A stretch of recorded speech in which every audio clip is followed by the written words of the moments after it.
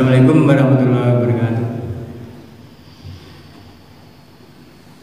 Kita lanjutkan pembacaan Riyadhus Shalihin bab 21, bab tolong menolong dalam kebaikan dan ketakwaan. Allah berfirman, dan tolong menolonglah kamu dalam kebaikan dan takwa. Al-Maidah ayat 2. Allah memerintahkan para hamba-Nya yang mukmin agar tolong menolong dalam melakukan kegiatan dan meninggalkan maksiat. Demi masa, sungguh manusia berada dalam kerugian kecuali orang-orang yang beriman dan mengerjakan kebajikan serta saling menasihati untuk kebenaran dan saling menasihati untuk kesabaran. Penjelasan: Imam Syafi'i menyampaikan sesuatu ungkapan yang isinya sesungguhnya orang-orang yang mayoritas dari mereka lalai akan merenungkan surat ini. Syekhul Islam Muhammad bin Abdul Wahab menjelaskan ungkapan Imam Syafi'i ini. Imam Syafi'i berkata, seandainya Allah tidak menurunkan dalil kepada makhluknya selain surat ini, pastilah surat ini sudah mencukupi. Artinya, surat ini mencakup semua tingkah laku manusia. Makanya Allah menyampaikan bahwa manusia secara keseluruhan berada dalam kerugian kecuali orang yang beriman dan mengerjakan kebajikan serta bersabar. Dari Abu Abdurrahman bin Salid bin Khalid al-Juhani berkata, Rasulullah bersabda, barang siapa yang menyiapkan perbekalan kepada seorang yang berperang di jalan Allah, maka sesungguhnya ia juga ikut berperang, dan barang siapa menggantikan mengurus keluarga yang berperang dengan baik, sungguh ia juga mendapat pahala berperang. Muttafaq alaih. Penjelasan: dalam hadis ini terdapat penjelasan bahwa orang yang melakukan kebaikan, maka baginya semisal pelaku kebaikan tersebut. Dari Abu Sa'id Al-Khudri meriwayatkan bahwa Rasulullah mengutus suatu pasukan untuk memerangi Bani Lihyan dari suku Hudsyl. Lalu beliau bersabda, hendaklah yang berangkat dari setiap 2 orang hanya salah seorang kedua saja, dan keduanya mendapatkan pahala. Penjelasan: di dalam hadis ini terdapat petunjuk bahwa orang yang berperang dan orang yang menggantikan urusan keluarganya dengan baik pahalanya sama. Dari Ibnu Abbas meriwayatkan bahwa Rasulullah bertemu dengan sekelompok orang berkendaraan di Rahwah. Lalu beliau bertanya, siapakah kaum ini? Mereka menjawab, kita kaum muslimin. Kemudian mereka bertanya, Anda siapa? Beliau menjawab, saya Rasulullah. Kemudian ada seorang perempuan yang mengangkat seorang anak kecil lalu bertanya, apakah anak ini boleh melakukan ibadah haji? Beliau menjawab, ya, dan kamu mendapat pahala. HR Muslim.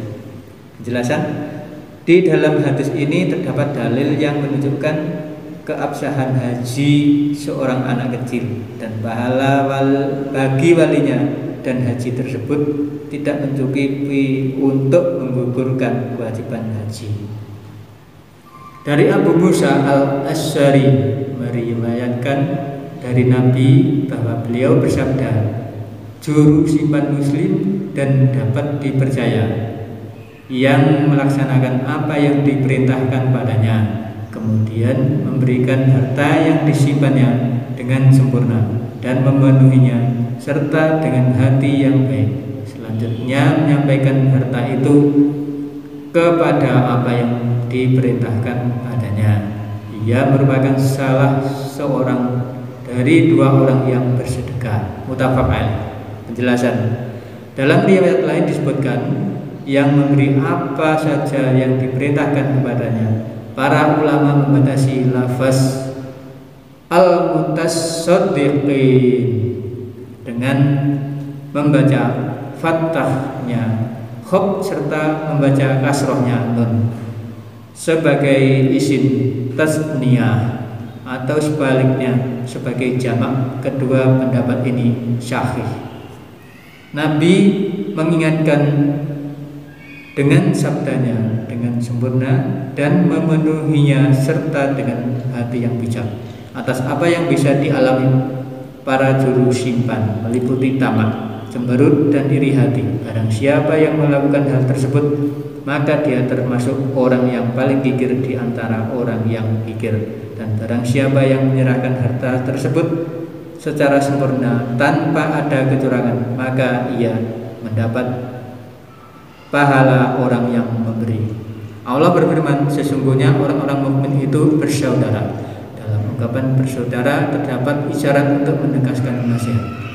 Allah menyebutkan dalam kisah Nabi Nuh, aku memberi nasihat padamu. Allah menyebutkan dalam kisah Nabi Hud, aku memberi nasihat yang terpercaya kepada kamu.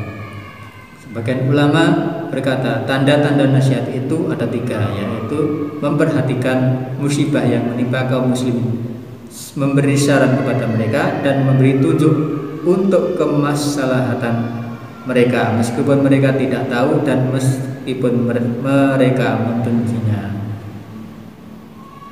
Dari Abu Ruqyah Tamim bin Aus dari meriwayatkan bahwa Nabi bersabda, agama merupakan nasihat.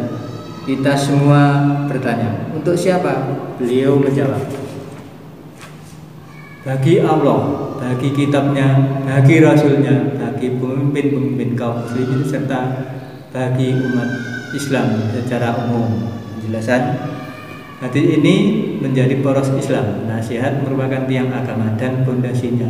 Nasihat untuk Allah ialah berfirman kepadanya, tidak menyekutukannya, menyifatinya dengan sifat-sifat sempurna, melakukan ketaatan kepadanya, menjauhi maksiat kepadanya, cinta karena Allah, benci karena Allah, dan bersyukur atas semua nikmatnya.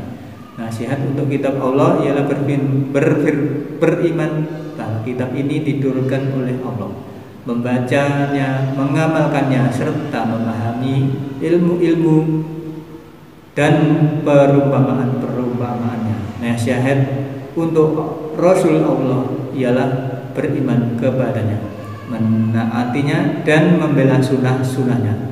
Nasihat untuk pemimpin kaum muslimin ialah membantu mereka dalam menegakkan kebenaran, menaati mereka, mengingatkan mereka dengan lemah lembut, tidak memberontak kepemimpinan mereka, dan mendoakan mereka. Nasihat untuk umat Islam secara umum ialah memberi petunjuk kepada mereka untuk kemaslahatan mereka dan dalam urusan agama dan aib-aib mereka, memerintahkan hal yang baik dan mencegah hal yang mungkar dengan keramahan. Allahu a'lam bishawab. Demikian pembacaan Riyadhus Shalihin hari ini. Kita tutup dengan doa penutup majelis. Subhana rabbika wa bika anta asyhadu alla ilaha illa anta astaghfiruka wa atubu ilaik. Assalamualaikum warahmatullahi wabarakatuh.